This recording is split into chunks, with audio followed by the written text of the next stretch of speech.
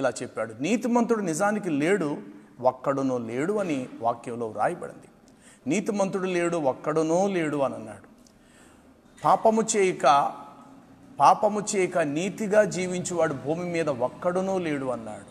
దేశములో యథార్థపరుడు ఒక్కడునో లేడు అన్నాడు. అలా అన్నా దేవుడే ఈ కీర్తన గ్రంథములో పరిశుద్ధాత్మ దేవుడు తెలియపరిచిన మాట ఏంటో తెలుసా? నీతిమంతుడు ఖర్జూరపు వృక్షము వలె అతడు మువ్వ వేస్తాడు అని కూడా చెప్పాడు. వాస్తవానికి ఈ లోకంలో చాలా రకాలైన పండ్లు మనం తింటూ ఉంటుంటాము. అందులో ఒక ఫలము ఖర్జూర ఫలము. అన్ని ఫలాలకు ఒలుచుకోవడానికి పైన తొక్క ఉంటుంది, కానీ ఖర్జూర పండుగ మాత్రం పైన ఒలుచుకోవడానికి తొక్క ఉండదు. పండును పండుగానే మనం తినివేయచ్చు. అది వెండి ఖర్జూరమే కానీ పచ్చి ఖర్జూరమే కానీ మార్కెట్లో కొనుక్కున్నట్టుగా మనం తినివేయచ్చు.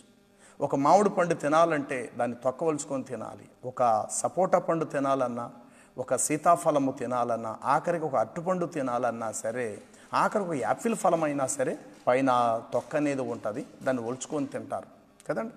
కానీ ఖర్జూర పండు అనేటువంటి దానికి పైన చిల్ట అనగా తొక్కను ఒలుచుకొని తినవలసినటువంటి పరిస్థితి లేదు. రెండవది, ఖర్జూర పండు ఏ దేశంలో తిన్నా, ఎక్కడికి వెళ్ళి మనం తిన్నా అందులో తీపి గుణమే మనకు కనబడుతుంది.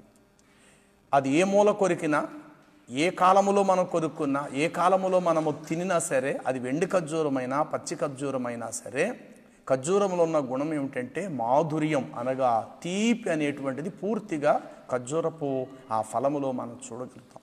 కొన్ని ఫలాలలో మామిడి పండు పుల్లగా ఉండొచ్చు, చేదుగా తీపిగా ఉండొచ్చు.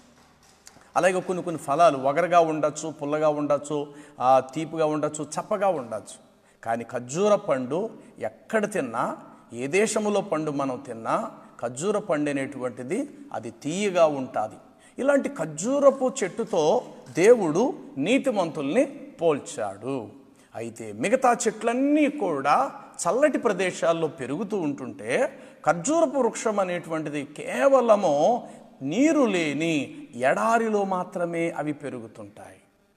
దానికి ఎవరు నీరు పోయారు. అలాంటి ఇసుకతో ఉన్న, అసలు నీడే లేని, అసలు నీరే లేని ఎడారి ప్రాంతాలలో పెరుగుతుంటాయి ఖర్జూరపు చెట్లు. చాలా ఆశ్చర్యం కదండి. మన దొడ్లో ఒక మొక్క వేసుకుంటే అది మామిడి మొక్క అయితే ప్రతిరోజు మనం నీరు పోస్తుంటుంటాము. అది ఏ మొక్క అయినా సరే, అది ఫలం ఇవ్వాలంటే ఖచ్చితంగా దాన్ని నీరు పోస్తాం. మరి ఎడారిలో పెంచేటువంటివి, మరి నిజంగా ఎడారిలో ఎటు చూసినా మనకు ఇసుకే ఎదురవుతుంది తప్ప, కనబడుతుందే తప్ప, ఎక్కడ చల్లటి ప్రవహించేటువంటి వాగులు, నీళ్ళు అనేటువంటివి ఒక నదులుగా ఎడారిలో అనేవి మనం చూడలేం. ఎటు చూసిన ఇసుకే. రెండవది, అంత తీవ్రమైనటువంటి వేడిమి, ఉష్ణోగ్రత అనేది చాలా ఎక్కువగా ఉంటుంది కూడా ఆ ఎడారి త్రోవల్లో, ఆ మార్గాల్లో. అలాంటి ఎడారి త్రోవల్లో ఈ ఖర్జూరపు వృక్షం అనేటువంటిది మొలుస్తుంది. ఎటు చూసినా ఇసుకే. అలాంటి నీడలేని, నీరు లేని ప్రాంతాల్లో ఖర్జూర పండు లేక ఖర్జూరపు వృక్షం ఎదిగి అది మాధుర్యాన్ని, దానిలో ఉన్న తీపిని ఇతరులకు అందిస్తూ ఉంటుంది.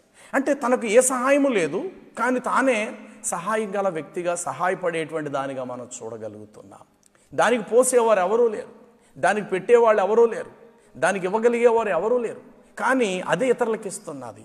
అలాంటి ఎండగలిగిన నీడలేని ఎడారిలో నెంబర్ 1 అది నీడనిస్తుంది. 2 నీరు లేనటువంటి ఆ ప్రదేశంలో నోటిని తడిపి చేసి ఆ యొక్క మాధుర్యాన్ని ఇవ్వగలుగుతుంది.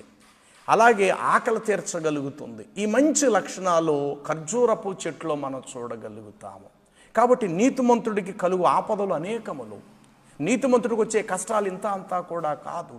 నీతిమంతుడికి ఆపదలు అనేకములు కలవని చెప్పేసి కీర్తనలో మనం చదువుతూ ఉంటుంటాం. కాబట్టి నీతిమంతుడు కలుగు శ్రమలు, బాధలు, కష్టాలలో అతడు ఒరిగిపోకూడదు, కృంగిపోకూడదు, నిరాశకు గురి కాకూడదు. కానీ తాను స్థిరుడుగా నిలబడాలి. ఇతరులకు తాను తన నీడను తాను అందించాలి. ముందుగా ఎడారి ఎలాంటిదో మనం చూద్దాం. యోబు గ్రంథం 38 అధ్యాయము 26 వచనాన్ని మనం గమనించగలిగితే అక్కడ దేవుని యొక్క వాక్యం ఇలా వ్రాయబడి ఉంటుంది. 38 యోబు గ్రంథము 26వ వచనము. జనములు లేని ఎడారిలోను వర్షము కురిపించున్నట్లు పాడైన ఎడారిని తృప్తిపరచుటకు చాలండి.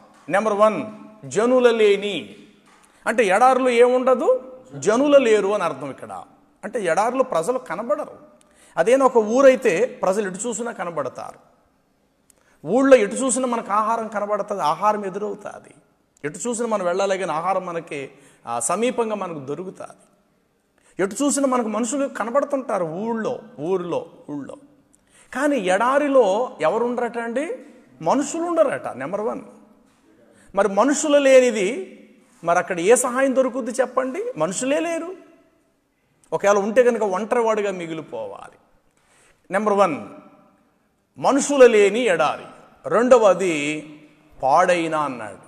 రెండో మాట ఏమిటంటే అక్కడ పాడైన ఎడారి. అంటే అది అక్కడికి వెళ్ళిన తర్వాత ఏ మనిషి కూడా బాగుపడడానికి అవకాశం లేదు. ఒకవేళ తెల్లగున్న వ్యక్తి అక్కడికి వెళితే నల్లగా మారిపోతాడు. ఆరోగ్యం గల వ్యక్తిగా వెళితే అతడు అనారోగ్యానికి గురైపోతాడు. ఎందుకంటే అంత తీవ్రమైనటువంటి ఎండ. త్రాగటానికి నీరు ఉండదు, చూద్దామంటే ఎక్కడ నీడ కూడా కనబడదన్నమాట. కాబట్టి ఆ ఎడారిలో ఉన్న గుణం ఏమిటంటే పాడు చేసే స్వభావమే, నష్టపరిచే గుణమే. అలాంటి నష్టపరిచి పాడు చేసి ఏ విధమైన ఆధారము సహాయము లేని ప్రాంతములోనట ఈ ఖర్జూరపు వృక్షం అనేది పచ్చగా ఎదిగి అనేకులకు తన మాధుర్యాన్ని అందిస్తుంది. ప్రియులారా, యేసు ప్రభువుని కలిగిన ప్రతి విశ్వాసి జీవితం కూడా సమాజంలో అలా ఉండాలని దేవుడు కోరుకుంటున్నాడు. నిజానికి తనకంటూ ఏమీ లేకపోవచ్చు, కానీ తాను ఇతరులకు ఆదర్శకరంగా ఉండాలి. తనకు ఎండే ఉంది, కానీ తన మాత్రం ఇతరులకు నీడనిచ్చే వ్యక్తిగా ఉండాలి. తనకు ఆకలి ఉంది, కానీ తాను ఇతరులకు ఆకలి తీర్చేటువంటి వాడుగా ఉండాలనేదే దేవుని ఉద్దేశం. అలా ఎవరైతే ఉంటారో అట్టి వారిని దేవుడు నీతిమంతుల యొక్క జాబితాల్లో దేవుడు చేర్చాడు. మూడవది ఏంటంటే ఎడారిలో సదుపాయం ఉండదండి.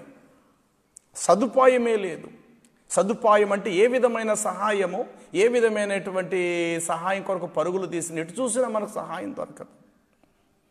ఒక దినాన ఇష్మాయేలు తల్లి అయినటువంటి ఆగరు బేర్షెబా అరణ్యములో పరుగులెడుతూ ఉన్నది.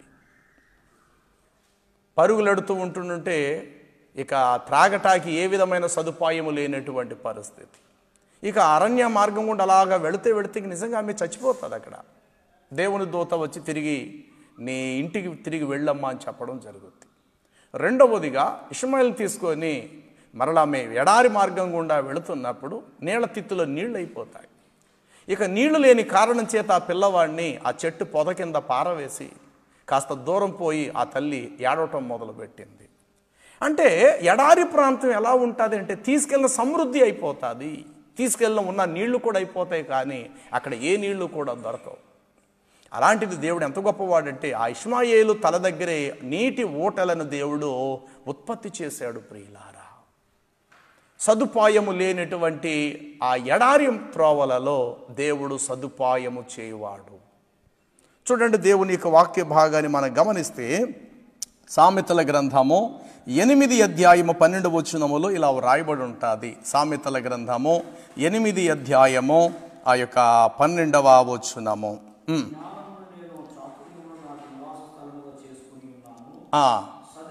సదుపాయము చేయుటకు నా చేత నగును. అంటే సదుపాయము చేసేవాడు దేవుడు.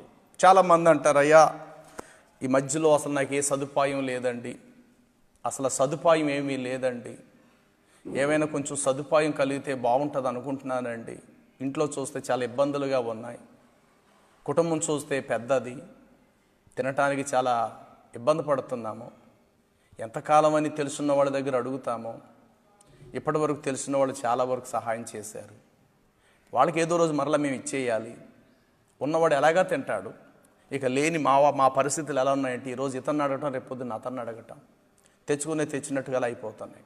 పోనీ అలా అని చెప్పి ఇంట్లో పిల్లలు ఏమైనా చిన్నవాళ్ళు అంటే పిల్లలు ఎదుగుతూ ఉన్నారు, ఎదిగే వయసు వచ్చింది, వారు కూడా పెద్దవాళ్ళతో సమానంగానే కడుపు నిండా ఆహారం తింటున్నారు.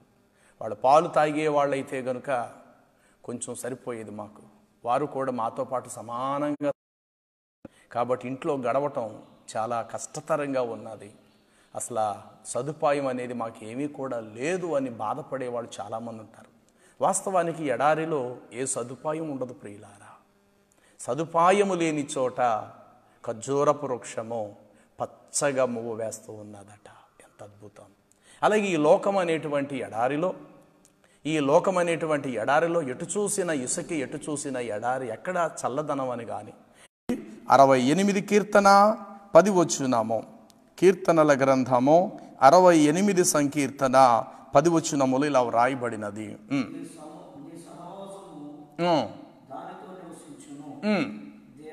దేవా, నీ అనుగ్రహము చేత దీనులకు సదుపాయము చేయుచున్నావు. ఎంత మంచి మాట! మరొకసారి చదువు ఆ మాట. దేవా, నీ అనుగ్రహము చేత దీనులకు సదుపాయము చేసితి. అంటే బైబిల్ గ్రంథములో ఉన్న దేవుడు ఎవరో తెలుసా? సదుపాయం చేసేవాడండి. చాలామంది అంటారు, అయ్యా నాకు ఏ సదుపాయం లేదయ్యా, ఇంట్లో మాకు సదుపాయం కలగట్లేదయ్యా, సదుపాయం మాకు లేదయ్యా అనేవాళ్ళు చాలామంది ఉన్నారు. ఈ పగటి వేళ దేవుడు తెలియపరుస్తున్నాడు, నా మూలముగా నీకు సదుపాయము కలుగును. ఆయన ఎంత గొప్ప దేవుడు అని అంటే ప్రియులారా, 30 యెషయా గ్రంథము 20 వచనాన్ని మనం చూస్తే అక్కడ అంటాడు, యెహోవా క్లేశన్న పానములతో మిమ్మలను తృప్తిపరచును అనేటువంటి మాట మనం చూస్తాము. చూడండి, యెషయా గ్రంథం 30:20 వచనము. యెషయా గ్రంథము 30 అధ్యాయము 20 వచనము. ప్రభువు నీకు క్లేశన్నపానములు, ప్రభువు నీకు క్లేశన్నపానములను ఇచ్చును. చాలండి. అంటే దేవుడు ఏ పరిస్థితిలోనైనా నిన్ను పోషించేటువంటి దేవుడుగా ఉన్నాడు ఆయన. దయచేసి ఇలాంటి కరువు దినాలలో ఉన్నాయి, అందరు ఇబ్బందుల్లోనే ఉన్నారు. పలానోళ్ళు బాగున్నారని చెప్పడానికి వీలు లేదు. ఎవరో కోటీశ్వర్లు వారు అలాగే తింటారు, వారేం కష్టపడక్కర్లేదు, బాగానే వారికి రాబడి వస్తుంది కాబట్టి సాగిపోతారు. మధ్య తరహా గలవారు, నిరుపేద స్థితిలో ఉన్నవారు, ఏ పూటకు ఆ పూట కష్టపడినటువంటి వారైతే ఈ దుర్దినాలలో, ఈ కరువు దినాల్లో బ్రతకటం చాలా కష్టతరమే. అలాంటి కష్టతరమైన పరిస్థితుల్లో చాలా వరకు సేవకులైన వారు, మరి విశ్వాసులైనటువంటి వారు చాలామంది ఉండటం అనేటువంటిది మనము చూడగలుగుతూ ఉన్నాము. అయితే ప్రియులారా, దేవుడు ఎంత గొప్పవాడు అని అంటే, దేవుడు తన ఆశ్చర్య కార్యములో మన యందు మరి అనుగ్రహించేటువంటి దేవుడుగా ఉన్నాడు ఆయన.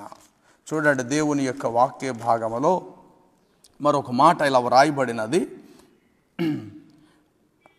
20 వచనములోనే, యెహోవా ప్రభువైన యెహోవా నీకు క్లేశన్నపానములిచ్చును అని అంటూ, ఇక మీదట నీ బోధకులు దాగియుండరు, నీవు కన్నులారా నీ బోధకులను చదవు. ఇప్పటికీ సంఘానికి బోధకులకు చాలా దూరం వచ్చేసింది. విశ్వాసులు సేవకులను చూసి చాలా రోజులైపోయింది, సేవకుడు కూడా విశ్వాసులను చూసి చాలా రోజులైపోయింది. ఈ మధ్యకాలం కొంతమంది సేవకులు ఫోన్ ద్వారా తెలియపరిచారు, అయ్యా మా విశ్వాసులను చూసి చాలా రోజులైందండి, మా సంఘ బిడ్డలు మేము దర్శించి, లేకపోతే మా సంఘ బిడ్డలను మేము చూసి, లేకపోతే మమ్మల్ని మా సంఘ బిడ్డలను చూసి చాలా రోజులైపోయింది. నిజమే, సేవకుడికి విశ్వాసులకు చాలా ఎడబాటు లేక దూరం అనేది వచ్చేసింది ప్రియులారా. విశ్వాసులు సేవకుడిని చూడలేని పరిస్థితి, సేవకుడు విశ్వాసులను చూడలేని పరిస్థితి. కానీ వాక్యం ఏం చెప్పబడుతుందో తెలుసా? ఇక మీదట నీ సేవకులు దాగియుండరు. ఏం రాయబడింది అక్కడ? ఇక మీదట నీ సేవకులు దాగి ఉండరు, నీవు కన్నులారా నీకు వాక్యమును బోధించే నీ దైవజనులను నీవు చూస్తావు. దేవునికి స్తోత్రం, హల్లెలూయా. కొద్ది రోజులు ఈ బంధకాలు, కొద్ది రోజులు ఈ బాధ, కొద్ది రోజులు ఈ గాయం. ఏదైనా ఒక వ్యక్తికి యాక్సిడెంట్ అయింది, కొద్ది రోజుల వరకు అతను మంచం మీదే ఉంటాడు. అతడు గాయము కట్టబడిన తర్వాత మరల యథాప్రకారంగా అతడు బయటకు వస్తాడు. తుఫాను వస్తుంది, అందరు ఇంట్లోనే ఉంటాం, తుఫాను అయిపోయింది, మరల యథాప్రకారంగా ప్రయాణాలు సాగుతాయి, మనుషులు మరలా బయటకు వస్తారు. కాబట్టి ఈ కొద్ది కాలపు ఈ దినాలన్నీ ఒక తుఫానుగా మీరు గుర్తించుకోనండి. ఏమంటే ఎన్నో పనులు మనకు ఉంటాయి, కానీ బయట భయంకరమైన తుఫాను ఉంది, నిన్ను వెళ్ళమంటే వెళతావా? నువ్వు వెళ్ళలేవు కదా. భయంకరమైన తీరని భయంకరమైన తుఫాను, ఆ టైంలో మనం ప్రయాణం చేయలేమే. సరే, భయంకరమైన వేడిమి, ఎండ, బయటకు వస్తే మనుషులు అగ్నికి కాలిపోయినంత వేడిగా ఉంది. ప్రయాణాలు చేయగలుగుతామండి అలాంటప్పుడు రోడ్ల మీద? చేయలేం కదా. కాబట్టి ఒక భయంకరమైన వేడిమి గల అగ్ని ఎలాంటిదో, ఎండ ఎలాంటిదో, భయంకరమైన పెను తుఫాను ఎలాంటిదో, ఈ కొద్దిపాటి కాలం అంతా ఒక తుఫానుగానే మనం గుర్తిద్దాము. వచ్చే తుఫాను కంటిన్యూ రాదు. నోవాహు కాలంలో 40 రోజులు కుంభవర్షం వచ్చింది తుఫాను. ఆ తర్వాత మరలా మామూలుగా వాడదిగారు, బయటకు వచ్చారు, యథాప్రకారంగా జీవనాన్ని సాగించారు. కాబట్టి ప్రియులారా, ఈ కొద్ది కాలము, ఈ మూత వేయబడినటువంటి కొద్ది దినాలు ఈ పరిస్థితిలో ఉన్నప్పటికీ మరల పూర్వ వైభవాన్ని దేవుడు మనకి ఇవ్వబోతున్నాడు. సేవకుడు విశ్వాసం కనులారా చూస్తాడు. విశ్వాసి కూడా తనకు వాక్యం బోధించే దైవజనుడిని కన్నులారా చూసే రోజులను దేవుడు త్వరలో మనకు మరలా ఇవ్వబోతున్నాడు. ప్రభువుకి మహిమ కలుగును గాక. ఇంకా ఒక మాటలో చెప్పాలంటే, కానీ సెల్ ఫోన్లో సేవకుడు విశ్వాసులతో మాట్లాడుకోగలుగుతున్నారు.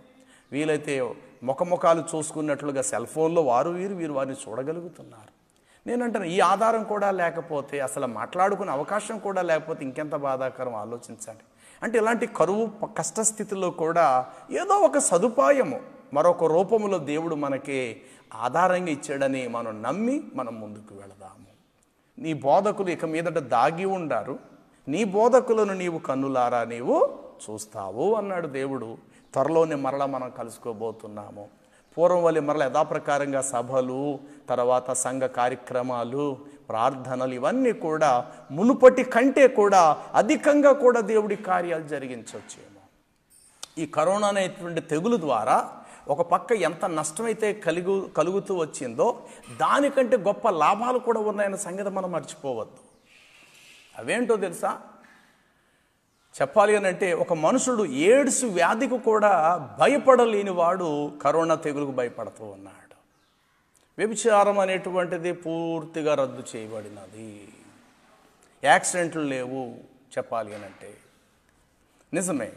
త్రాగుడు వ్యసనాలు పూర్తిగా పక్కకు వెళ్ళిపోయావి. రోడ్ల మీద తిరగలాడటం, బళ్ళు మీద అతి వేగంగా వెళ్ళి యాక్సిడెంట్ అవ్వటాలు, అల్లరి చిల్లరగా తిరగటాలు, డబ్బును వృధా పాలు చేసుకొని రోడ్ల మీద తిరగటాలు ఏమీ లేవు. నిజంగా ఈ కరోనా తెగులు చేత కొంత మనుషులకు ఒబ్బిడి అనేది వచ్చేసింది. జాగ్రత్త అనేటువంటిది తెలిసింది. ₹1 ఎంత జాగ్రత్తగా ఖర్చు పెట్టుకోవాలి. ఇది రాలేనంత చేపు కూడా ప్రతి మనుషుడు విచ్చలవిడిగా డబ్బు ఖర్చు పెట్టడమే. ఇప్పుడు తెలిసింది, ఈ రూపాయి రేపటి రోజు పనిచేద్దేమో. ఏమో ఇదే పరిస్థితి మూత వేయబడుట అనేది ఇంకొంత కాలం కనుక ఇంకొద్ది రోజులు ముందుకు సాగితే మరి అప్పుడు ఈ డబ్బులు కూడా ఉండకపోతే మన పరిస్థితి ఏమిటి అని చెప్పి మనుషులు ₹1 పొదుపు చేయటం అనేది, జాగ్రత్తగా ఉంచుకోవటం అనేది ఈ రోజుల్లో మనం చూస్తున్నాము. ఇప్పుడు ఖరీదైన దుస్తులు కొనుక్కోవడానికి ఎవ్వరు ముందుకు రారు. ఉన్నదానితో చాలని తృప్తిపరచబడేటువంటి మనసు ప్రతి ఒక్కరికి వచ్చేస్తుంది. నిన్నటి వరకు పదార్థము కంచాల్లో పెట్టుకొని అంతంత ఆహారాన్ని రోడ్డు పాలు చేసేసేవారు. ఇప్పుడు అలా కాదు. ఏ పూటకి ఎంత ఆహారం అవసరమో అంతే వండుకు తింటున్నారు ప్రియులారా. ఇదివరకైతే వండుకొని నచ్చలేదని చెప్పి పక్కన పారేయటమో, దాన్ని వ్యర్థంగా పెంటకుప్ప మీద తీసుకెళ్ళి పారేయటం అనేటువంటి జరిగేది. ఈరోజు ఆ కోటాలో ఇచ్చే బియ్యమైనా సరే కళ్ళకద్దుకొని తెచ్చుకునేటువంటి వారుగా మనం చూస్తున్నాం. అంటే ఈ తెగులు ద్వారా మనుషులకు ఒక క్రమశిక్షణ, ఒక దైవికమైనటువంటి దైవ భయము, ఒక ఒబీడియంట్, ఒక క్రమశిక్షణ, తర్వాత పొదుపు చేసుకోవటము, విచ్చలవిడిగా ఉండకుండా ఉండటము. అంటే ఇలాంటి పరిస్థితుల్లో కొంచెంలో కూడా తృప్తిపరచబడేటువంటి ఆ అనుభూతిని ఈ తెగులు ద్వారా చాలా వరకు అందరికీ గుణపాఠం నేర్పించబడుతుందన్నమాట. అందరికీ ఎదురైపోయిందనమాట. అందరూ సరిచేసుకోగలిగినటువంటి ఆ పరిస్థితి అందరికీ కూడా సంభవిస్తూ ఉన్నది. కాబట్టి ప్రియులారా, దేవుడు నీతిమంతుడిని ఆకలి గొననీయడు. నీతిమంతుడు సింహం వలె ధైర్యంగా ఉండునని రాయబడింది. నీతిమంతుడికి కలుగు ఆపదలు అనేకములు, వాటి నుండి తప్పించువాడు యెహోవాయే అన్నాడు. అయితే నీతిమంతుడు ఖర్జూరపు వృక్షము వలె అతడు మువ్వ వేస్తాడు అన్నాడు. ఇంతకీ ఖర్జూర చెట్టు మొలిచే ప్రదేశం ఎక్కడ అంటే ఎడారిలో. మరి ఎడారిలో ఏముండదు అంటే నీరుండదు. మరి నీరు లేక చెట్టు ఎలా మొలుస్తుందండి అని చాలామంది ప్రశ్నించవచ్చు. జాగ్రత్తగా వినండి. ఈ ఎడారి ప్రాంతాలలో పగటి వేళ ఎంత ఉష్ణోగ్రత వేడిమి ఉంటుందో రాత్రి వేళ అంతటి చల్లదనము, అంతటి మంచు లేక చల్లగా ఉండే పరిస్థితి కూడా ఎడారిలో ఉంటుంది. అయితే ఖర్జూర వృక్షంలో ఉన్న గుణం ఏమిటంటే, భూమిలో ఉన్న నీటి తేమ చేత వేరులకు అందుకోవటం కంటే రాత్రిపూట పైనుండి పడేటువంటి మంచు మీద ఎడారిలో పెరిగే చెట్లు ఎక్కువ శాతం ఆధారపడతాయి. మన ఊళ్ళల్లో ఉన్న చెట్లయితే ఎలాగ మనం ఆ చెట్టు మొదలోకి వెళ్ళి నీరు పోస్తాం, ఆ నీరు వేరుల్లోకి వెళుతుంది, చెట్టు బలం పొందుకుంటుంది, ఫలాలు ఇస్తుంది. మరి ఎడారిలో అలా కాదు. రాత్రి వేళ పడేటువంటి మంచు కట ఆ చెట్టంతా చక్కగా తడిచిపోయి ఆ మంచులో ఉన్నటువంటి జీవాన్ని ఆ ఆకుల ద్వారా అలాగ చెట్టంతా పీల్చుకొని ఆ మరుసటి రోజు కలిగే ఎండ దెబ్బకు తట్టుకోగలిగినంత శక్తినట ఆ యొక్క మంచు ద్వారా అది పొందుకుంటుంటుంది. అందుకే హోషేయ గ్రంథము 14వ అధ్యాయము 5వ వచనాన్ని మనం గమనిస్తే అక్కడ వాక్యములో దేవుడు ఇలా సెలవిచ్చాడు. చెట్టుకు మంచు ఉన్నట్లు నేను నీకు ఉంటాను అన్నాడు దేవుడు. చెట్టుకు మంచు ఉన్నట్లు నేను అతనికి ఉందును, తామర పుష్పం ఎదిగినట్లు అతడు పెరుగును అని చెప్పేసేసి హోషేయ గ్రంథము 14వ అధ్యాయము 5వ వచనములో మనం చూడవచ్చు. చెట్టుకు మంచు ఉన్నట్లు నేను వాళ్లకు లేక అతనికి ఉంటాను. కాబట్టి ఎడారిలో పెరిగేటువంటి ఖర్జూర వృక్షము భూమిలో ఉన్న నీటి మీద ఆధారపడదు, కానీ పైనుండి వచ్చేటువంటి మంచు మీద ఆధారపడతాది. అందుకే నీతిమంతులైన దేవుని బిడ్డలు భూ సంబంధమైన వాటి మీద ఆధారపడరు, కానీ పైనుండి దేవుడు అనుగ్రహించే దాని మీదే దేవుని బిడ్డలు ఆధారపడతారు, లేక ఆధారపడవలసిన వారమై ఉన్నాము. అందుకే దేవుడు ఈ చెట్టును పోల్చాడు నీతిమంతుల్ని.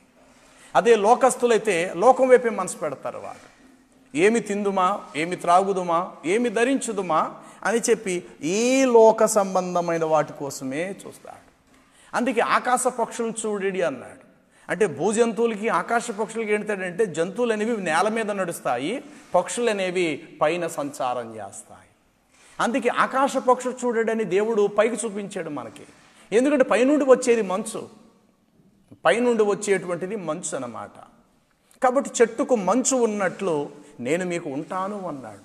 కాబట్టి ఎడారిలో పెరిగే ఖర్జూర వృక్షము పగలు ఎంతైతే ఎండ దెబ్బ తినేస్తాదో, రాత్రి అయిన తర్వాత అంతటి చల్లదనాన్ని అది పొందుకుంటుంది. ఆ మంచు అంతటిని మంచుతో తన ఆకులన్నీ తడుపుకొని ఆ చెట్టంతా కూడా తడిచిపోయి మరుసటి రోజు రాబోయే ఎండ దెబ్బకు తాను తట్టుకోగలిగేటట్లుగా, ఆ ఎండ దెబ్బకు తాను చక్కగా నిలవబడేటట్లుగా ముందు రోజు వచ్చిన రాత్రి వేళ మంచును అది పూర్తిగా ఆస్వాదిస్తుంది. దేవుని బిడ్డల మన జీవితాలు రేపటి దినము జరగబోయే ఒక ఘోరమైన శ్రమే కావచ్చు. ఆ శ్రమను తట్టుకోవాలి అని అంటే దానికి ముందు రోజే వాక్యం అనేటువంటి మంచును మనం ఆస్వాదించగలగాలి. పైనుండి వచ్చేటువంటి మంచు దేవుని అనుగ్రహము. ఆ దేవుని సహాయం మీద ఆధారపడి చెట్టంతా మంచుతో తడిచిపోయినట్లు దేవుని కృపతో మనము తడపబడాలి, దేవుని వాక్యముతో మనం తడపబడాలి, దేవుని జీవంతో మనం తడపబడాలి, దేవుని సమృద్ధితో మనం తడపబడాలి. దాని నుండే కొమ్మల కొమ్మకు, కొమ్మ కొమ్మకు, ఆకు ఆకుకు ఆ మంచును సంపాదించుకోగలిగి ఆ మంచును ఆఖరికి భూమి అడుగునున్న వేరులకు కూడా అందించుకోగలిగేటువంటిదిగా ఉండాలి. ఎప్పుడైతే అలా చేయగలుగుతామో మరుసటి రోజు వచ్చేటువంటి ఎండ దెబ్బలో మనం నిలబడగలుగుతాం ప్రియులారా. అందుకే శ్రమలలో నిలవబడేటువంటి వారే నీతిమంతులతో ప్రభు పోల్చాడు. ఎండలో నిలబడే చెట్టు ఏదంటే ఖర్జూరపు వృక్షం. అడవిలో అంటారా, ఒక చెట్టు మరొక చెట్టుకి, మరో చెట్టు మరో చెట్టుకి నీడనిస్తాయి. అడవిలోకి వెళ్ళాలి కానీ అసలు ఎక్కడ ఎండ అనేది మనకు ఎదురవ్వదు. ఎక్కడ చూసినా చెట్లు ఆ గుజ్జుగా చెట్లు ఒకదాని మీద అల్లుకుపోయినట్లుగా ఉంటాయి, ఒక పందిరేసినట్లుగా ఉంటాయి అడవుల్లో మనం చూస్తాం. అసలు ఎండ అనేదే మనకు కనబడదు. మరి ఎడారిలో అలా కాదే. ఎడారిలో ఆ మొలిచినటువంటి చెట్టు మీద పూర్తిగా పగలంతా ఎండలా పడతానే ఉంటుంది. ఆ ఎండ దెబ్బ రాత్రి వరకు కూడా తాను పొందుతూనే ఉంటుంది. ఎప్పుడైతే రాత్రి అయినదో మరలది ఆదరణ పొందుతుంది. యబ్బోకు రేవు దగ్గర రాత్రి వేళ యాకోబు ప్రభు పాదాలు పట్టుకుంటూ ఆయన పెనుగులాడుతూ వచ్చాడు. ప్రభువా, నీవు నన్ను బ్రతికించాలి, నన్ను ఆశీర్వదిస్తేనే కానీ నేను విడిచిపెట్టను ప్రభువా అని చెప్పేసి ప్రభువును ప్రార్థించాడు. తెలియక చాలామంది ఆశీర్వాదం అంటే ఏమనుకుంటారంటే ఏదో కలిసి రావటం ఆశీర్వాదం అనుకుంటారు. అంతకు ముందు లేనిదేదో కొత్తది ఏదో తనకు కలిసి రావటమే ఆశీర్వాదం అని లోకమంతా అదే మాట అనుకుంటున్నారు. కానీ నిజానికి ఆశీర్వాదం అంటే ఏంటో తెలుసా ప్రియులారా? నీకేదో కలిసి రావటం ఆశీర్వాదకరం కాదు. నువ్వు కష్టపడింది నిన్ను విడిచిపోకుండా నీతో ఉండటమే గొప్ప ఆశీర్వాదం. కలిసి రావటం ఆశీర్వాదకరం కాదు. నువ్వు కలిగినది, నువ్వు కష్టపడి సంపాదించుకున్నది నీతో ఉండటమే 10,000 ఆశీర్వాదం. చెప్పండి, మరి నిజంగా ఈ కరోనా వ్యాధి పేరు చెప్పి మరి ఎక్కడా కూడా మరి దేవుని వాక్యం అయితే నిర్బంధించబడలేదు. దేవుని వాక్యం బయలు వెళుతుంది. ఆదరించబడే వాళ్ళు ఆదరించబడుతున్నారు, ధైర్యపరచబడిన వాళ్ళు ధైర్యపరచబడుతున్నారు. ప్రియులారా, ఎడారిలో మొలిచే ఖర్జూర వృక్షము, దానికి చూడడానికి ఎవ్వరూ నీరు పోయరు, కానీ రాత్రి వేళ పైనుండి వచ్చే మంచు మీద ఆ చెట్టు ఆధారపడుతుంది. అలాగే మన జీవితాల్లో కూడా ఎందుకు దేవుడు పెట్టాడో ఈ పరిస్థితి అనుభవాన్ని నిలబడదాము, సహిద్దాము. ప్రభు వైపు ఓపికతో ఓర్పుతో మనం ప్రభు వైపు చూద్దాం. పిలిచిన దేవుడు నమ్మదగిన వాడు. సింహం పిల్లలైన ఆకలితో ఉంటాయేమో, కానీ నువ్వు ప్రేమిస్తున్న నీ ప్రభు అయితే ఎప్పటికీ నిన్ను ఆకలి కొననీయడు. కాబట్టి ప్రియులారా, ఎండ అనేది ఇక్కడ శ్రమలకు సాదృశ్యము. ఎడారిలో మొలిచే ఖర్జూర వృక్షానికి ఎదురైన ఎండ శ్రమలకు సాదృశ్యం. ఇర్మియా గ్రంథం 17లో చెప్పబడిన మాట ఏమిటంటే, వెట్ట కలిగినను దానికి భయపడడు, దాని ఆకు పచ్చగా ఉండును, వర్షము లేకపోయినా ఆ చెట్టు చింత నొందదు, కాపు మానదు అని చెప్పేసి వ్రాయబడినది. కాబట్టి ఇక్కడ వెట్ట కలిగిన, వెట్టనగా ఎండ అనగా వేడిమి, ఎండ కలిగిన దానికి భయపడదు, దాని ఆకు పచ్చగానే ఉండునని రాయబడి. కాబట్టి ఇలాంటి రోజుల్లో దయచేసి దేవుని బిడ్డ మన పచ్చదనాన్ని కోల్పోవద్దు. దేవుడు మనకిచ్చిన పచ్చదనం అనేటువంటి ఆశీర్వాద పచ్చదనం అనేటువంటి దేవుని కృపను మనం కోల్పోవద్దు. ఎందుకంటే నీవు ఆయన రెక్కల క్రింద ఉన్నావు కనుక ఏ ఎండ దెబ్బ కూడా నీకు తగలనివ్వడు. 10 దినములు మీకు శ్రమ కలుగును అన్నాడు, అంతే కదా. సహిద్దాము ఓర్పుతోటి. కాబట్టి ఎండ అనేటువంటిది ఇక్కడ శ్రమలకు సాదృశ్యం. రెండవది, ఎడారిలో నీరుండదు. ఎడారిలో నీళ్లు ఉండవు ప్రియులారా. కానీ అది నీరు లేకపోయినా ఆ చెట్టుకి తాను ఆకాశం నుండి పడే మంచు యొక్క తేమ ద్వారా తాను జీవం పొందుకొని ఎడారి త్రోవల్లో ప్రయాణం చేసే వారికి ఖర్జూర పండు వారికి అందించినప్పుడు, ఖర్జూర పండులో 2 లక్షణాలు ఉన్నాయి. ఒకటి దాహము తీర్చే గుణం ఉన్నది, 2 ఆకలి తీర్చే గుణం కూడా ఉంది. ఇప్పుడు ఉదాహరణకు కొన్ని ఫలాలు ఉన్నాయి, అవి కేవలం ఆకలినే తీర్చచ్చేమో. ఖర్జూర వృక్షము పండ్లు అలా కాదు ప్రియుల, 2 రకాల గుణాలు ఉన్నాయి. ఒకటి దాహము తీరతాది, 2 ఆకలి కూడా తీర్చేటువంటి గుణము ఖర్జూరపు వృక్షములో ఉంది. కాబట్టి నీతిమంతుడు ఖర్జూరపు వృక్షం వల్లే మొవ్వు వేయును అంటే అర్థం ఏంటంటే, మరి వేడిమి అనగా ఎండ అనేది ఎడారిలో ఉన్నప్పటికీ తన పచ్చదనాన్ని కోల్పోదు. నీరు లేనంత మాత్రాన అది చింతనందదు. అలాగే కొన్ని సందర్భాలు మన చేతులు బిగబెట్టినట్లు, చేతులు ఏ రూపాయి కూడా మనకు కనబడదు, అన్ని ద్వారాలు మూసేసినట్లుగా, మన చేతులు ఖాళీ అయిపోయినట్లుగా కనబడతాయి. కానీ దేవుడు నమ్మదగిన వాడు. తగిన సమయంలో చల్లదనాన్ని ఇచ్చినట్లు, నీటి ఊటలను అందించున్నట్లుగా దేవుడు నిన్నును నీ పిల్లలను కూడా దేవుడు పోషించే దేవుడుగా ఉన్నాడు. ఇకపోతే ఎడారిలో భయంకరమైనటువంటి రాబందులు లాంటివి తిరుగుతుంటాయి అన్నమాట గాలిలో. ఎడారులు ఎవడైనా ఒక మనుషుడు ఒక చోటు నుండి మరో చోటికి యాత్రికుడై అతడు ప్రయాణం చేస్తూ ఉంటున్నప్పుడు, తన ఇంటికి నుంచి బయలుదేరినప్పుడు కొంత నీటి సదుపాయము, ఆహార పదార్థాలన్నీ నిల్వ చేసుకొని ప్రయాణం చేస్తాడు ఒంటి మీద. అలాగ ఒంటి మీద ప్రయాణం చేస్తూ అనుకున్న గమ్యానికి తన చోటుకి వెళ్ళేసరికి ఈలోగా నీళ్ళు అయిపోవచ్చు, తీసుకెళ్ళి ఆహార పదార్థాలు అయిపోవచ్చు. ఆ ఒంటి మీద ప్రయాణం చేస్తున్న ఆ యొక్క వ్యక్తి బాటసారి శారీరకంగా కొంత బలహీనుడైపోయి మరి కృంగబాటు కలగవచ్చు. దానిని బట్టి అదే సమయంలో ఆకాశంలో తిరిగి ఆ యొక్క పక్షిరాజులు, రాబందులు, ఆకాశ పక్షులు ఏం చేస్తాడంటే, ఇతడు మనకు ఆహారంగా సరిపోతాడు. ఇతడు ఎక్కడో చోట పడిపోవటం ఖాయం, ఇతనికి నీళ్లు లేవు, ఇతనికి ఆహారం కూడా కొదువైంది. అందుకే అతడు ఒంటి మీద ప్రయాణం నిన్నటి వరకు బాగానే చేశాడు.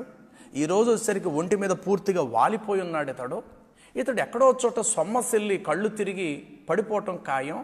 అతడు పడిపోవటంతో అమాంతంగా మనం వెళ్ళిపోయి అతను మన పీక్కు తినేస్తే ఈ పూటకి మనకు ఆహారం దొరికినట్లే అని అనుకొని పీక్కు తినే రాబందులు కూడా తిరుగులాడుతుంటాయి ఎడారి త్రోవల్లో, ఎడారి ప్రదేశాల్లో.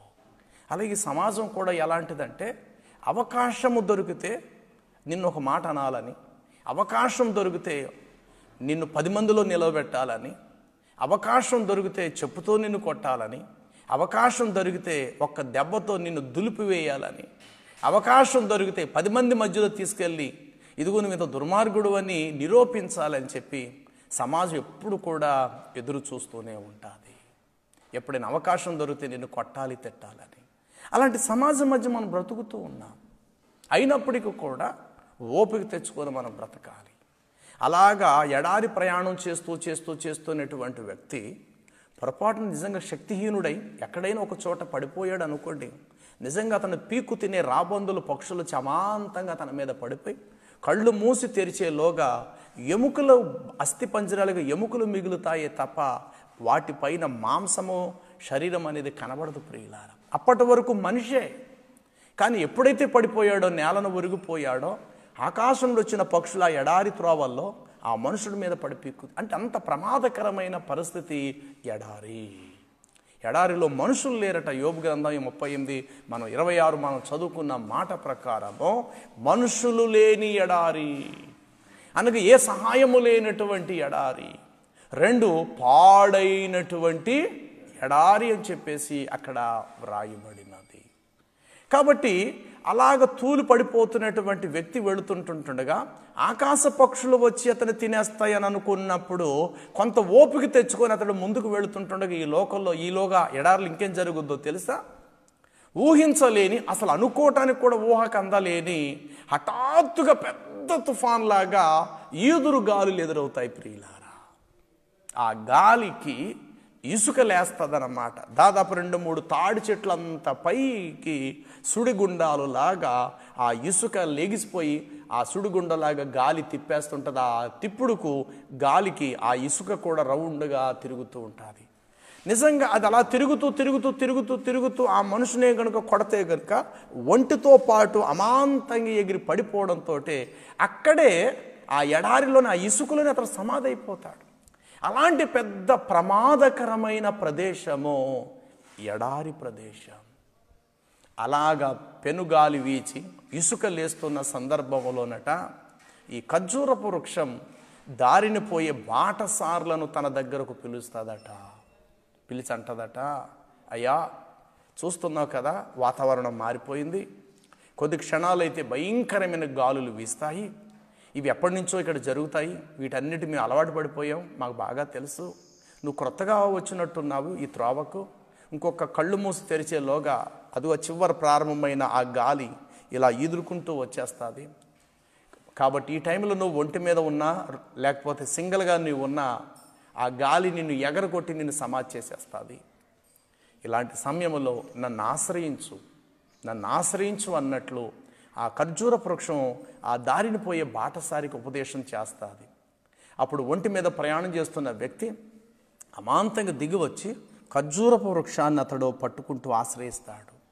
ఈ ఖర్జూర వృక్షం అంటుంది, ఆ గాలి వచ్చినప్పుడు నేను కూడా కొంత వంగిపోయే పరిస్థితి నాకు కూడా ఎదురవుతుంది, ఎందుకంటే నేను కూడా వంగిపోయే పరిస్థితి వస్తుంది, అయినా సరే పడిపోవటం అంటూ జరగదు, నన్ను ఆశ్రయించి నువ్వు ఉంటే గనుక కొంత నేలకు ఒరిగిపోయినట్లుగా ఒరిగిపోతానే కానీ మరలా ఓపిక తెచ్చుకొని మరలా నేను నిలబడగలుగుతాను, కాబట్టి నన్ను విడిచిపెట్టకుండా నన్ను ఆశ్రయించు అని అంటదట ఆ ఖర్జూర వృక్షం.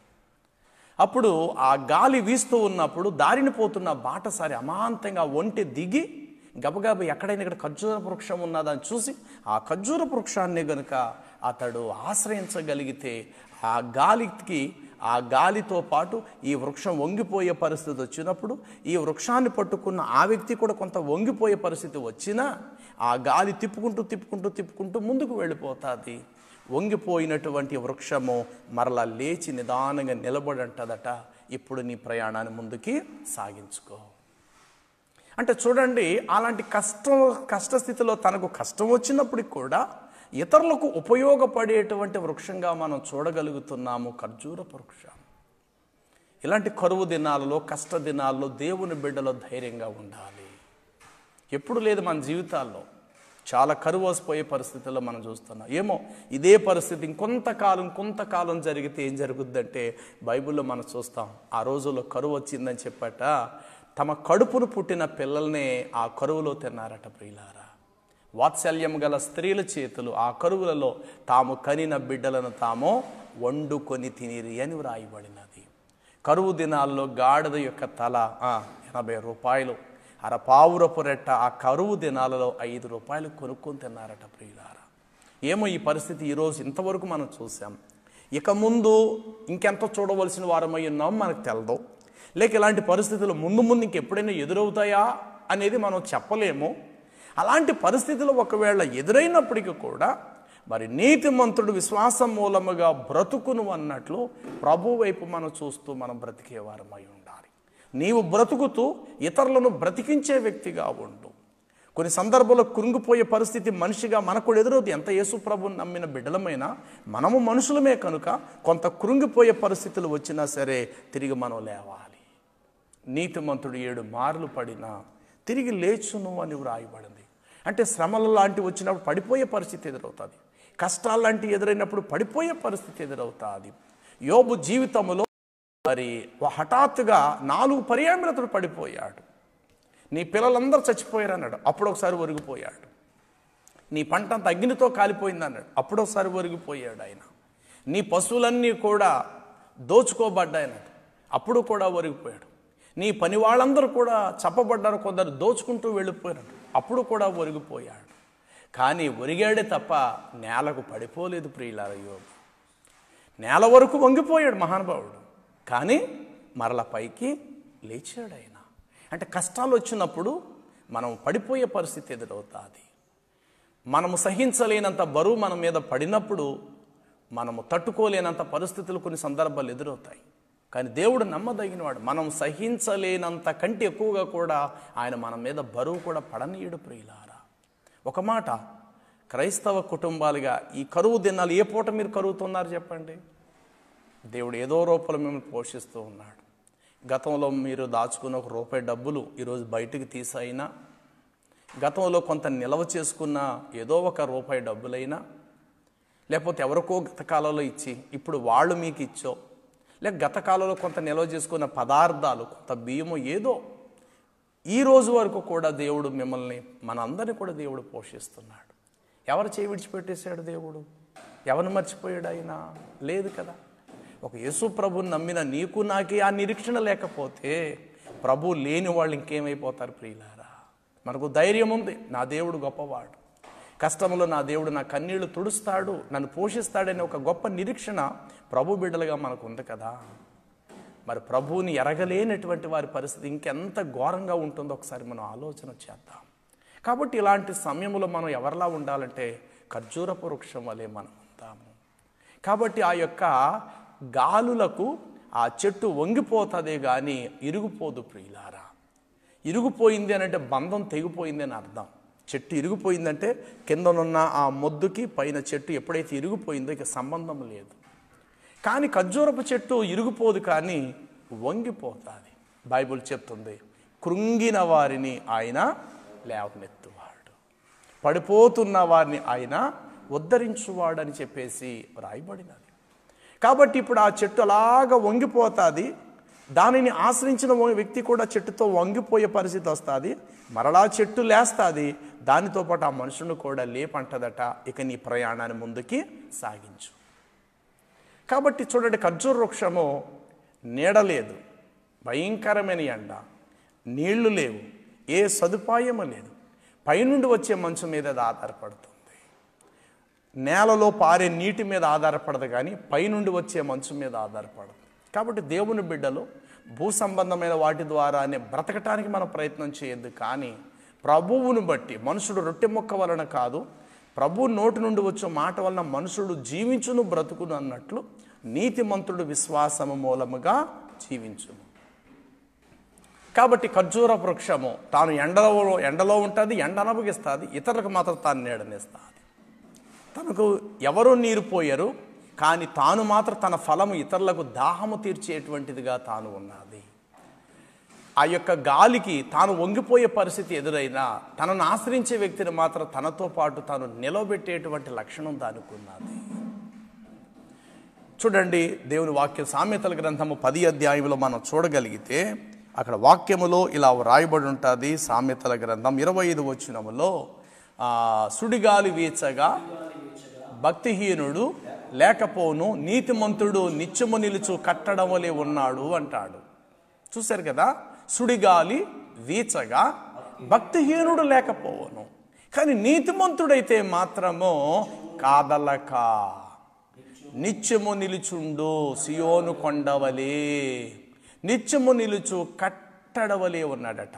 మరి యోబు గ్రంథాలు ఇంకో మాట ఏం చెప్తాడంటే అక్కడ 21 యోబు గ్రంథము 18వ వచనాన్ని చూస్తే అక్కడ ఇలా వ్రాయబడి ఉంటుంది. వారు తుఫాను ఎదుట కొట్టుకుపోవు చెత్తవలేను, గాలి ఎగరగొట్టేటప్పుడు ఎగిరిపోయే తేలిగ్గా ఉన్న పొట్టువలే వారు అయిరి. అంటే గాలికి పొట్టు రేగుతుంది, అలాగే గాలికి ఇసుకాడ కూడా లేచిపోతుంది ప్రియులారా. ఆ గాలికి చెట్లు వంగిపోతుంటాయి. అప్పుడప్పుడు మనం చూస్తాం, కొన్ని చెట్లు అయితే కొమ్మలు తెగ నరికి పడబడతాయి, చెట్లు ఎగిరిపడిపోతుంటాయి.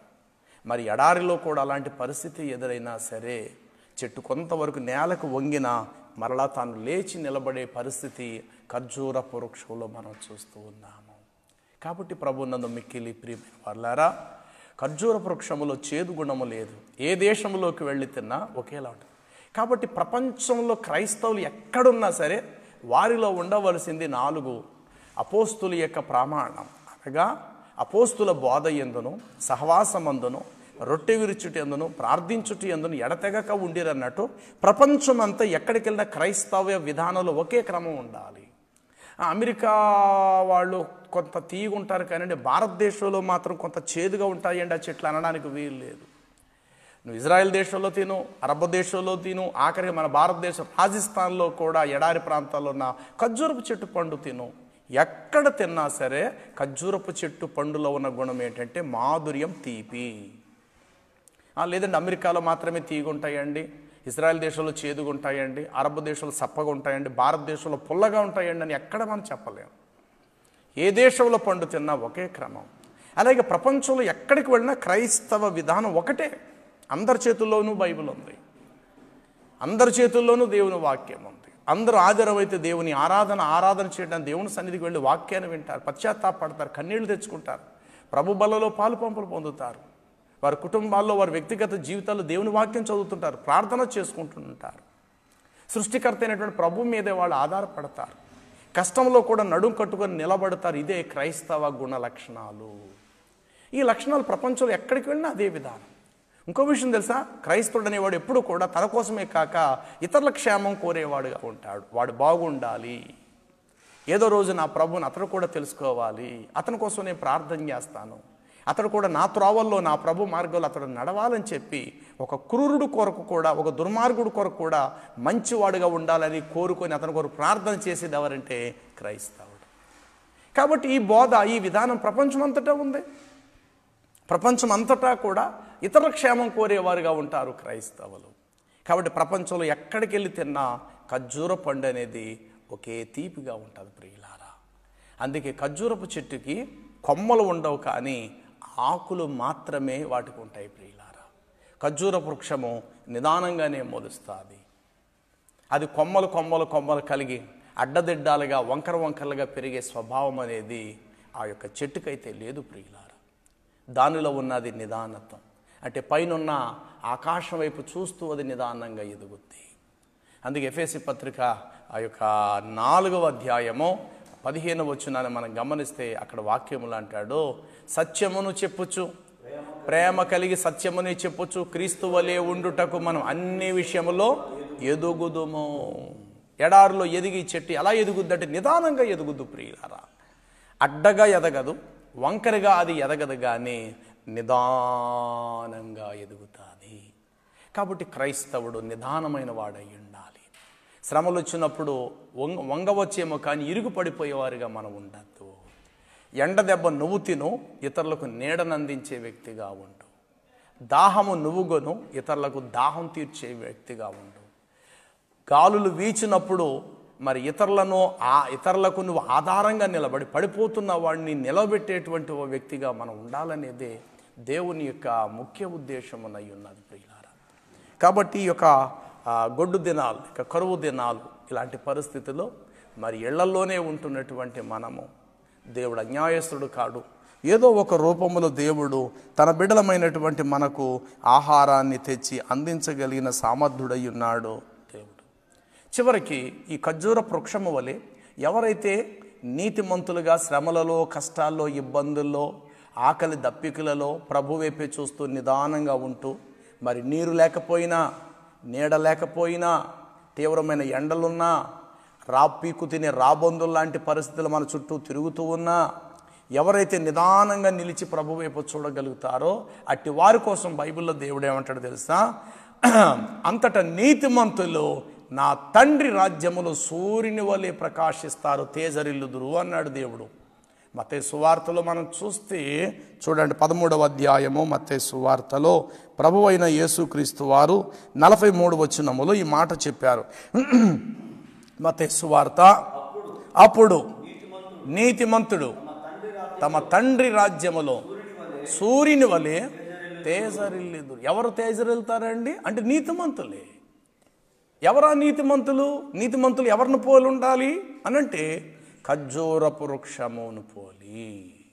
ఎందుకంటే ఖర్జూర వృక్షములు ఎటు చూసినా తీపే. ఖర్జూర ఫలములో తాను ఎండలో ఉంటుంది, ఇతరులకు తాను నీడనిస్తుంది. గాలులు వీచినప్పుడు వంగిపోతుంది, కానీ ఇరిగిపోయే పరిస్థితి దానికి లేదు.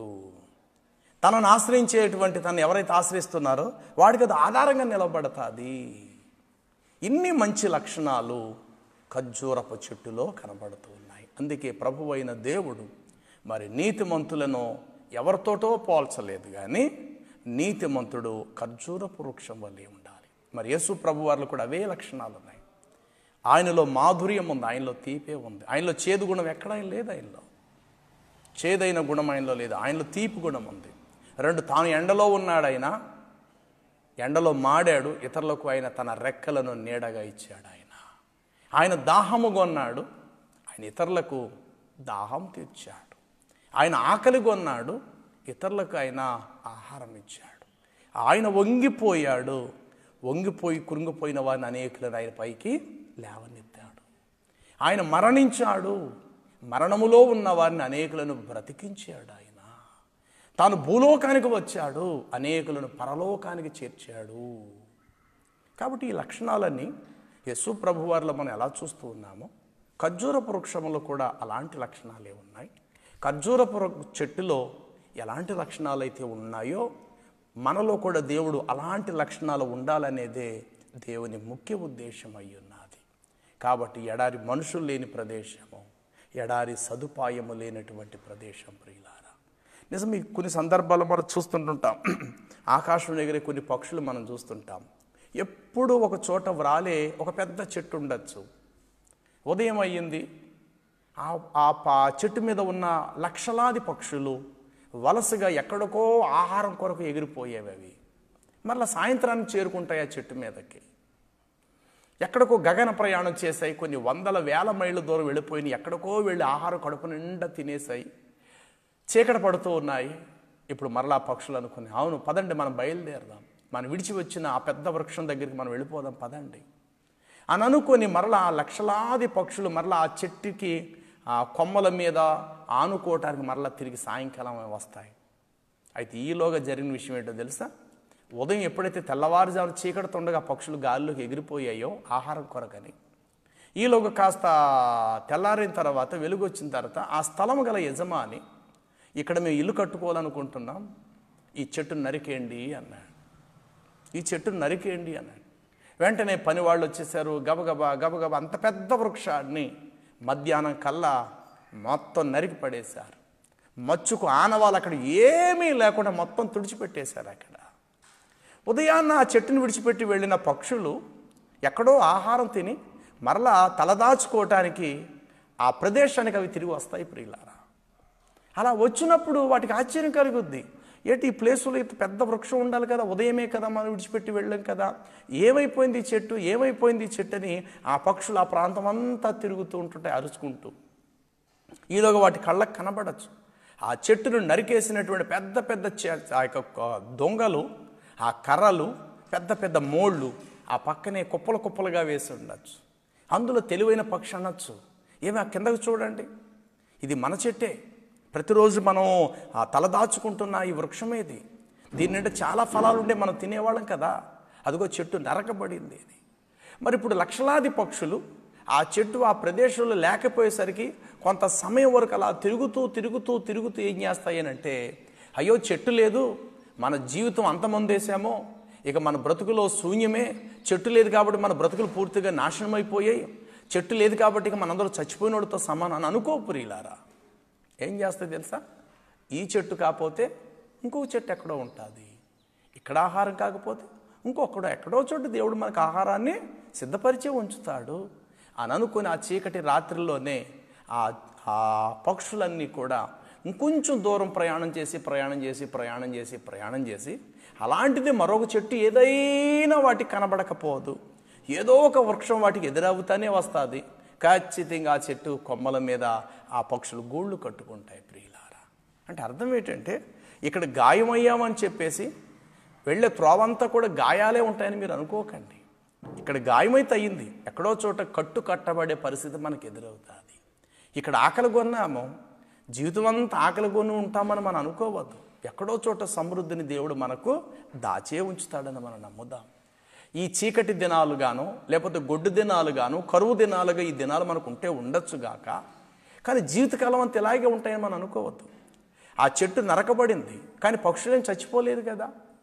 ఆ పక్షులు వెతుక్కోవాలే కానీ ఎక్కడో చోటు ఇంకో చెట్టు అలాంటిది వాటి కళ్ళకు ఎదురవుతుంది.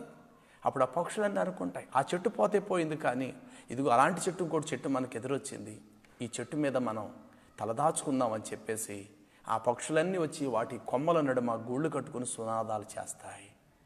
ఆ చెట్టుకి ఏమైనా ఒకవేళ తినగలిగే ఫలాలు ఏమైనా ఉంటే గనుక అవి తినడానికి ప్రయత్నం చేస్తాయి. అప్పటి వరకు అవి తిన్న ఫలాలు మామిడి పండ్లు అనుకుందాం, ఇప్పుడు వేరే పండు ఏదో ఆ చెట్లకు ఉన్నాయి. అందులో పక్షి తిని అనుకుంటుంది, అయ్యయ్యో ఆ చెట్టు పండు అంత తీపి లేదే ఈ చెట్టు పండు అని అన్నప్పుడు మిగతా పక్షులు అంటాయి, తీపి లేకపోయినా మనకు పర్వాలేదు, కానీ కడుపుకి ఆకలి తీరటం ముఖ్యం. ఆ చెట్టు అంటారా, తీయటి మామిడి పళ్ళు ఉన్నాయి కరెక్టే, కానీ ఆ చెట్టు లేదు కదా ఇప్పుడు. కాబట్టి వీటికి మనం ఏం చేయాలి, అలవాటు పడదాము. వీటికి కూడా మనం ఏం చేద్దాము, అలవాటు పడదాం. మరి ఈ పండు అంత తీపి లేదే, కొంత వగరగా ఉందే, కొంత చేదుగా కూడా ఉంది ఈ పండు అని అన్నా సరే తప్పదు. మరి ఇప్పటి వరకు మనం తీపి తిన్నాం కదా, ఇప్పటివరకు తీపి తింటూనే వచ్చాం కదా, మరి ఈ చెట్టు పండు ఈ చెట్టు కూడా లేకపోతే మనం ఎలా బ్రతికేది. కాబట్టి దీంతో మనం అడ్జస్ట్ అవుదాము, ఈ రుచికి మనం ఏం చేద్దాము, అలవాటు పడదాం. నిన్నటి వరకు బస్తాలు బియ్యం ఖరీదైనవి మార్కెట్లో కొని తెచ్చుకునేవారు, ఈరోజు కోటా బియ్యం కొరకు లైన్ కడుతున్నారు ప్రియులారా. అలవాటు చేసుకోండి, మంచిది. నిన్నటి వరకు వండేసి పదార్థాలు రోడ్ల మీద పారేసేవారు ఎక్కువైపోయి, ఇప్పుడు ఏం చేస్తున్నారంటే ఒబ్బిడిగా పూటకి ఎంత కావాలో అంత మాత్రమే వండుకొని మిగిలితే వీలైతే రాత్రి మిగిలింది మరలా ఉదయానికి టిఫిన్ రూపంలో తినగలుగుతాం. అంటే ఒక మంచి అనుభవాన్ని దేవుడు మనకు నేర్పిస్తున్నాడని కూడా మనం గుర్తించాలి. కాబట్టి ఆ పక్షులు అంతవరకు ఏదో మంచి ఫలాలే తిని ఉండొచ్చు. ఇప్పుడు చూస్తే చెట్టు లేదు అక్కడ, ఆ ఫలాలు కూడా లేవు. ఏం చేస్తాయి మరి, అవి బ్రతకాలి అవి. కాబట్టి ఇంకో చెట్టుని ఏదో ఆశ్రయిస్తాయి, ఆ చెట్టు మీద ఇంకో రకమైన ఫలాలు ఏవో ఉంటాయి. ఆ ఫలాలు అంతకుముందు తిన్నంత రుచిగా ఉండకపోవచ్చు, కానీ తప్పదు ఆ ఫలాలు ఆ రుచికి ఏం చేయాలి, ఆ యొక్క పక్షులంటే అలవాటు పడాలి. అలాగే కొన్ని సందర్భాలు దేవుడు మనకి అలవాటు పడేటట్లుగా నేర్పిస్తాడు. అప్పటి వరకు తినలేని పదార్థాలు దేవుడు తినిపించేటట్లు చేస్తాడు. కాబట్టి ప్రియ క్రైస్తవ దేవుని బిడ్డలారా, మరి సంఘాలు మూతవేయబడ్డాయని, సేవకుడు మాకు దూరం అయిపోయాడని, బోధకుడిని మేము కలుసుకోలేకపోతున్నామని మీరు తలంచవద్దు. 30-20 యెషయాలు మనం చెప్పినట్లు యెహోవా క్లేశన్న పానములతో మిమ్మలను తృప్తిపరచునని రాయబడింది. దాచబడి ఉన్న నీ సేవకులు మరలా నువ్వు చూస్తావు, దూరముగా ఉన్న నీ బోధకులను మరలా నీవు కలుసుకుంటావు అని చెప్పేసి రాయబడినది. మరి ఇప్పటి వరకు సమృద్ధిగా తిన్నాం, దేవుడు కొన్ని పాఠాలు మనకు నేర్పిస్తున్నాడు, మనం నేర్చుకుందాం, ఇతరులకు నేర్పిద్దాము. చివరిగా చెప్పే మాట ఏంటంటే, నిజమైన దేవుని బిడ్డ ఎప్పుడు కూడా నీ అక్కర్లు, నీ అవసరతలు, నీ బలహీనతలు ఎప్పుడు ఇతరులతో చెప్పక. ఎవరైనా నిన్ను ఎలా ఉన్నారమ్మా అంటే, ప్రభు కృప చేత మేము బాగున్నామమ్మా, ప్రభు కృపను బట్టి మన సంతోషంగా మేము ఉన్నాం అని చెప్పాలి తప్ప, మాకండి భోజనం అలవాట్లేదండి, మా పిల్లలు తినలేకపోతున్నారండి, మేము చాలా ఇబ్బంది పడుతున్నామండి, 3 రోజులైందండి మేము కూర వండుకొని, కూర తెచ్చుకోవడానికి పరిస్థితి మాకు లేకుండా పోయిందండి, చేతిలో చూస్తే డబ్బులు ఆడట్లేదండి, ఇలాంటి మాటలు ఎప్పుడు కూడా ఇతరుల దగ్గర నువ్వు చెప్పొద్దు. అలా చెప్తే నువ్వు నిజమైన దేవుని బిడ్డవు కాదు. నీ పరిస్థితిని గుర్తించి ఆకాశమందున్న దేవుడే ఏలియాకు ఆహారం పంపించినట్లు ఏదో రూపంలో దేవుడు నీకు సహాయం పంపిస్తాడు. దేవుడు తన సహాయాన్ని నీకు పంపించక ముందే నోరు జారి ఇతరులతో నీ బలహీనతలు పంచుకోక, ఇతరుల దగ్గరికి వెళ్ళి నీవు చెవులో శంఖం ఊదినట్టు ఇతరుల దగ్గరికి వెళ్ళి నువ్వు చెప్పక, ఎవరైనా ఫోన్ చేసి బ్రదర్ ఎలా ఉన్నారు బ్రదర్ అంటే నువ్వు బాగోలేని స్థితిలో ఉన్నా బాగున్నానని చెప్పు. బ్రదర్ నేను బాగున్నాను బ్రదర్, సంతోషం, మీరు ఎలా ఉన్నారు బ్రదర్, ఫ్యామిలీ బాగున్నారా, సంతోషం, ఈ కరువు దినాల్లో దేవునికి మరింత దగ్గర అయ్యే భాగ్యం దొరికింది బ్రదర్ అని ఒక మాట చెప్పి వదిలేండి అంతే. బ్రదర్ మీరు ఏం తిన్నారు బ్రదరు, మేమైతే తినలేకపోతున్నాం బ్రదరు, అసలు మా ఇంట్లో ఏమి కూడా లేవు బ్రదరు అని ఇలాగా ఇతరుల దగ్గర నీ బలహీనతలు, నీ అవసరతలు, నీ అక్కర్లు ఎప్పుడు ఇతరులతో పంచుకోక. ఎడారిలో ఉన్న ఖర్జూర వృక్షం ఎప్పుడైనా దేవుడిని అడిగిందా, ప్రభు అవన్నీ నీడపట్టునున్నా కదా, నన్ను కూడా తీసుకెళ్ళి నీడపట్టునే పెట్టే ప్రభువా, నేను కూడా చెట్టు అడవిలో మిగతా చెట్ల మధ్య హాయిగానే పెరుగుతాను ప్రభు అని అనొచ్చు కదా అన్నది. ఒకవేళ అంటే దేవుడు ఏమని తెలుసా, కుదరదో, నీకింత మాధుర్యం వచ్చిందంటే దానికి కారణం ఈ ఎడారి, నువ్వు ఇంత తీయగా ఉండి నీ ఫలాన్ని ఇతరులకు అందిస్తున్నావు అంటే, ఈ రుచికరమైన ఫలం నీకు ఉన్నది అని అంటే దానికి కారణమే ఎడారి. ఒకవేళ నిన్నే కనుక తీసుకొని ఆ యొక్క నీడ పట్టునో లేకపోతే మిగతా చెట్లు పక్కన తీసుకెళ్ళి ఒకవేళ నేను పెడితే కనుక నీ ఫలమునకు ఈ మాధుర్యం ఉండదు, నీ ఫలముకి ఇంత క్రేజు, ఇంత ఆధిక్యత దొరకదు. కాబట్టి నీ ఫలానికి ఇంత మాధుర్యము, ఇంత క్రేజ్, ఇంత గొప్పతనం ఉన్నది అని అంటే దానికి కారణమే మనుషులకు దూరంగా, మనుషులు లేని ఎడారిలో నిన్ను పెట్టాను. కాబట్టి దేవుని బిడ్డల్ని దేవుడు కొన్ని సందర్భాల్లో ఇలాంటి అనుభవాలు గుండా నడిపిస్తాడు. దయచేసి సేవకులకు మరలా చెప్తున్నాను, సంఘాలు దూరంగా ఉన్నాయని, ఆర్థికంగా ఇబ్బంది పడుతున్నామని, ఇచ్చినంతకాలం తిన్నాం కదా మనం, యోబు అంటాడు కదా, తినగలిగినన్ని రోజులు సమృద్ధిగా మనం తిన్నాము, యెహోవా ఇచ్చాను యెహోవా తీసుకుని, తినగలిగినంతకాలం తిన్నాం. దేవుడు ఎందుకు ఈ పాఠాన్ని నేర్పిస్తున్నాడు సేవకులమైన మనకు కూడా.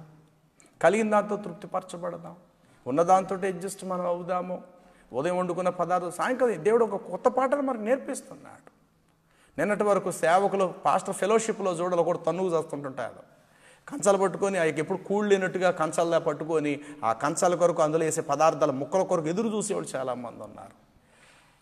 కొన్ని చోట్ల పదార్థాలు తీసి అలాగే పెంటకుప్పల మీద పారేస్తారు. దేవుడు సేవకులకు కూడా ఒక మంచి అనుభవాన్ని నేర్పిస్తుంది. ఎప్పటికైనా సరే దైవజనులారా, సేవకులారా, మాంసాహారాలకు అధికంగా అలవాటు పడకండి, కలిగిన దాంతో తృప్తిపరచబడటానికి ఇష్టపడండి, ఉన్న దానితోటే కడుపు నింపుకోవడానికి ఇష్టపడండి. అప్పుడప్పుడు దేవుడు ఇలాంటి చేదైన అనుభవాలు నేర్పిస్తాడని మనం గుర్తిద్దాము. ఎందుకంటే గత 100 సంవత్సరాల చరిత్ర ఏంటో మనకు తెలదు. ఒకవేళ ఉన్నవాళ్ళు ఉంటే ఉండొచ్చు, 100 సంవత్సరాలు పైబడి గల వాళ్ళు. ఆ రోజులో అప్పట్లో ఏదో 1920లో ఒక పెద్ద తెగులేదో వచ్చింది, అప్పుడు కూడా ఇలాంటి పరిస్థితులు అప్పుడప్పుడు ఎదురైనంటే అది ఆ టైంలో జరిగింది. ఇప్పుడు మనం చూస్తుంటుండగా మన టైంలో ఇది జరిగిందని మనం అనుకోవటమే. రాబోయే కాలంలో ఇంకో పరిస్థితి ఏదో అలాంటిది జరిగినప్పుడు మన పిల్లల తరంలో అలాంటిది ఏదైనా జరిగితే జరగచ్చు రాబోయే రోజుల్లో కూడా. కాబట్టి ప్రతి దానికి మనం అలవాటు పడదాం. ఎండకు అలవాటు పడ్డాం, వర్షానికి కూడా అలవాటు పడదాం, వర్షానికి అలవాటు పడ్డాం, చలికి కూడా అలవాటు పడాలి. అదే విధముగా కడుపు నిండా అన్నం తిన్నాం, దానికి అలవాటు పడ్డాం. దేవుడు అప్పుడప్పుడు ఆకలితో ఉంచుతాడు, దానికి కూడా అలవాటు పడదాము. ఇప్పుడు మనుషులకు దూరంగా ఉంటున్నాం, దేవునికి చాలా దగ్గరగా ఉండే ధన్యత కూడా ప్రభు ఈ సందర్భంలో మనకి ఇచ్చాడు. ఇంకో విషయం నేను చివరి మాట చెప్పాలి. దేవుడు ఒకవేళ నేను ప్రశ్నించి, ప్రియ దేవుని నా కుమారుడా నా కుమార్తె, ఇన్ని రోజులు నేను మీకు సెలవిచ్చాను, ఇన్ని రోజులు నేను మిమ్మల్ని ఇంట్లోనే ఉంచాను, ఇన్ని రోజులు మిమ్మల్ని ఇంట్లో ఉంచానే కానీ మీకు ఆహారం నేను లోడ్ చేయలేదు కదా, అధికారుల ద్వారానో, రాజకీయ నాయకుల ద్వారానో, ప్రభుత్వం ద్వారానో ఏదో రూపంలో మీ ఇంటికి భోజనం, డబ్బులు, కూరగాయలు ఇవన్నీ నేను పంపించాను. ఓకే, సరే, ఇన్ని రోజులు మిమ్మల్ని ఖాళీగా మీ ఇంట్లో పెట్టినందుకు మీరు ఏం నేర్చుకున్నారు? ఇన్ని రోజులు మీకు సెలవు ఇచ్చాను, ఎవరి దగ్గరికి వెళ్లకుండా చేశాను. అసలు మీరు ఏం నేర్చుకున్నారు నా దగ్గర? ప్రార్థనలో ఎదిగి ప్రార్థన నేర్చుకున్నావా? పోనీ వాక్యం నేర్చుకున్నావా? లేదండి కరువు దినాల్లో నేను బైబిల్ అంతా పూర్తి చేసాను పాస్టర్ గారు, దేవుడు మంచి అవకాశం ఇచ్చాడు, అలా అని చెప్పి దేవుడు నాకేం తిండికి లోటు చేయలేదు, కాకపోతే ఈ కొద్ది రోజులు నేను పూర్తిగా బైబిల్ చదివేనాను, లేకపోతే వాక్యంలో ఎదిగాను, ప్రార్థనలో ఎదిగాను. నువ్వు ఏదైనా చెప్పుకోవటానికి ఏదైనా ఒక అవకాశం ఉండాలి కదా నీకు. రేపొద్దున రోజు ఒక దేవుడే గనుక నిన్ను నన్ను ప్రశ్నిస్తే మనం ఏం చెప్దాం దేవుడికి?